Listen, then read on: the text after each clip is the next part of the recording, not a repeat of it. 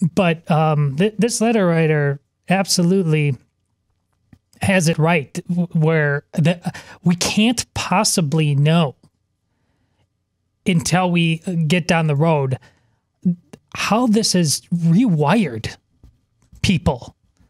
I don't think we can fully understand the degree to which we've manipulated our psychological and emotional DNA. We were a very, very broken species before this. We need to explain, I think, why that's the case. And I believe it's because we are saying your mere existence, a primary function that you and I need to perform to exist, breathing, gets in the way of my ability to exist. So it's okay for me to dehumanize you, provided you also get to dehumanize me. Both sides of this equation are dehumanizing each other. We are reducing the human existence to a mere survival rate over something, by the way, that doesn't help us to survive anyway. Again, there may be times where you have to do that in human history. We've lived through some dark places in human history, right? Cast out of the garden. We killed God. The Dark Ages, Inquisitions, World War II, bombarding trenches of mustard gas in World War I. There have been some real Antietam. There have been some dark, dark chapters in all of human history that survival was really all we could aspire to just to get the hell out of that situation alive. Fair? Yeah. Okay. This isn't one of them. But we're treating it like it is. Right. And in this case, we're saying your breathing or living, existing, is in the way of my existence, which isn't true, but that's what we're saying. So therefore, in order for me to accommodate your breathing so I can continue to live, I need to dehumanize you. And then you need to do the same to me. And then there's a group of us that are saying the data shows, number one, this particular contagion isn't worth this level of dehumanization in the first place, number one. But then number two, the data shows it doesn't even help with what you think it does anyway. So this whole thing's pointless, which then causes both sides of the dehumanization equation to then want to dehumanize us. Because we stepped on an idol. And that's what I think that's the cause of what you're describing. What are your thoughts?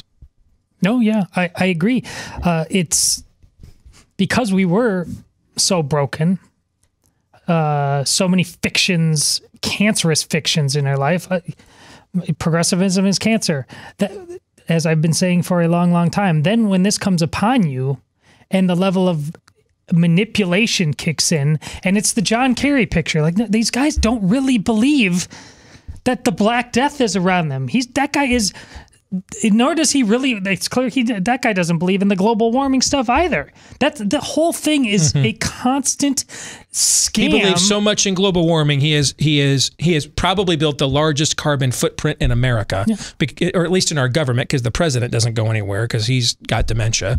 So he believes so much in that he's constantly on an airplane. Yes. He believes so much that in the science of masks, as he sits in the first class section, he's not wearing one. Yeah. So when under the auspices of healing you, healing us, healing everything, yet it's really been about manipulating you, us, and everything. That for a lot of people, again, adult and child, who came into this still thinking, believing in the best of us, and that we were really all in this together. Their ability to connect dots in the future about reality it's going to be very, very challenged, because the reality and this year have had very little in common. Yeah, they're on not, most days. They're not diagramming right now. Would you like some dystopia? Of course, always. I'll give you some dystopia. Imagine, if you will, we have an entire generation of school-age children now who are old enough to form memories that will last for a long, long time. who came in who were, it's been a year now. They don't remember. Some of them will remember things and not remember a time when there was not masks. A few of them anyway. Now, eventually, those kids, when they grow older, and not maybe too much longer from now, they'll stop wearing masks. But at the very nascent stages of their cognitive development, of being aware of the world around them, they are being taught to fear and, as you put it, dehumanize others. Right now, for little kids, wearing that mask is like putting on your clothes. It's just something you gotta wear now. That is very, very dangerous. Yep. What separates America, say whatever you want about the big gulps at 7-Eleven, say whatever you want about the American-sized this or that. Those are just stupid European tropes of America that are true but are stupid because we're America and you're not, blah, blah, blah, blah, blah. One thing the entire world says about America when they come and visit here is that we're very, very friendly people. We are. We just, for the most part, that's just in our nature. We're raising an entire generation of kids who are now looking at each other as vectors for diseases. Yeah. And you know what that means? When you're constantly on tilt, just by your very nature, just within you, when you're constantly on tilt about the other, you are increasingly manipulatable. That is very dangerous. Very, very dangerous down the road. Increasingly manipulatable. Let's just say that there's another group of kids, a very, very small group of kids who didn't have to wear masks. Their parents didn't believe in masks because they don't work. And they were taught masks don't work. And they are just a talisman. They're just a Chinese face type or what have you. Those kids in other areas of life are going to be more likely to question things. Yep. And the very kids who are wearing the masks, who grew up wearing the masks, will be easily able to be conditioned that those guys are the other. That's a great point. Very dangerous. That's a great point.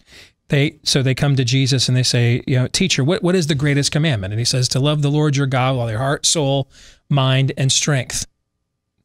And the second is, so we've already turned to the first one as a culture. Right?